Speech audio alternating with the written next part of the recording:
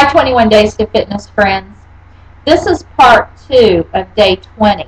I have one more item that I wanted to add, and this is an idea that came from the preschoolers manual that talks about how to take care of kids and easy ways of taking care of preschoolers and that type of thing.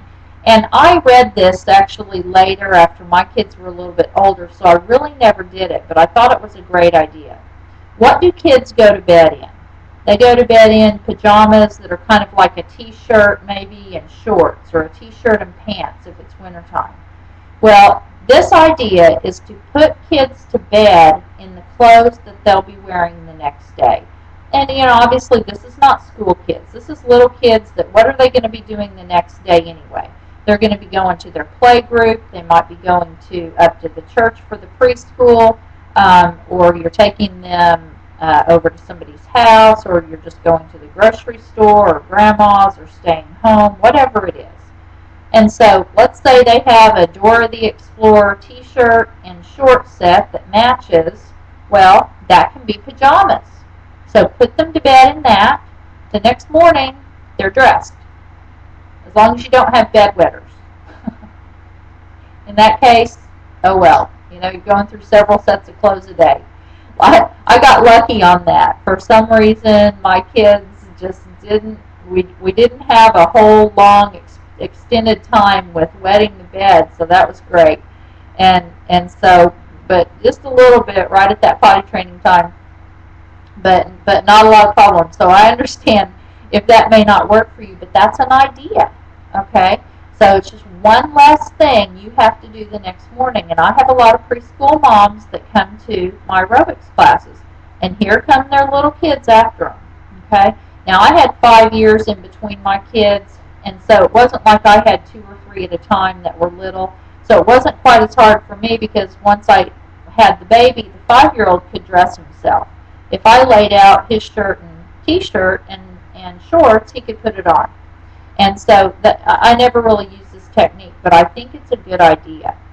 And so think about some other things like this that you could do, actually do the night before. I've also read to have kids, as long as they're, maybe 3 years old or whatever, have them make their own little snack for the next day. And you could use these plastic plates like this that I talked about in part 1. You could use just little Ziploc bags or whatever. And let's say they're going to the gym with you, or they're going somewhere. Kids always need a snack in the car. It doesn't matter where you're going, grocery store or errands or whatever. And so have them put a mozzarella cheese stick, or maybe cut an apple in half and have them put a little piece of apple in there, or some crackers or something like that, and have them make their little snack bags ahead of time, put them in the refrigerator, and then you can just grab that the next day. Drinks, the same way. You could pour all of their little drinks.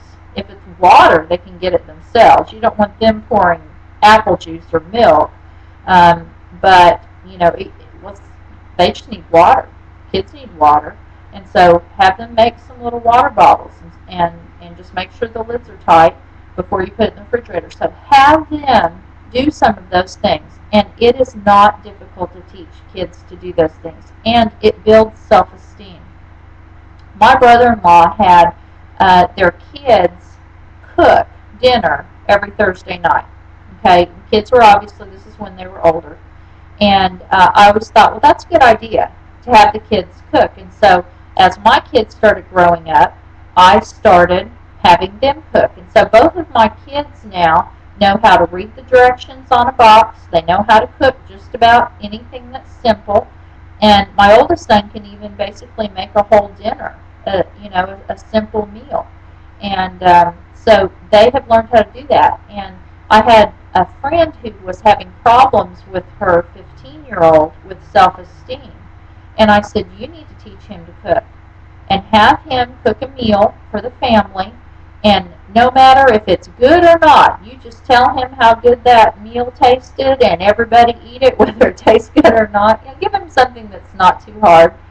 And I remember one time I asked my niece, Molly, I said, what are you cooking for dinner tonight? And she said, well, we're making chef salad.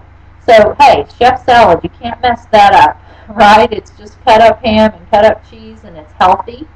And so I said, you need to teach him how to cook. And she said, you know what? That's a good idea. I think I'm going to start doing that. And so get your kids cooking for you.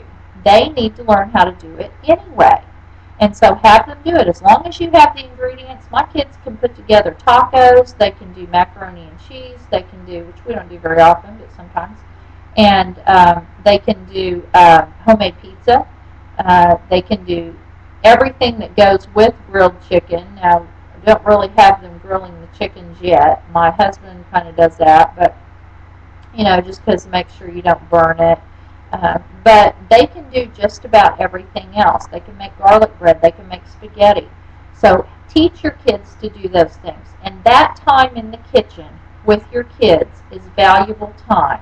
That's time that you're spending with them. Okay? And even though your motive is to teach them to cook something so that it gives you more time so that you can go to the gym, right? That's the ulterior motive. But also, you're spending quality time with your kids. So that's another idea for you, and I hope you will be able to use that. And thanks for listening, and have a fit day. Bye-bye.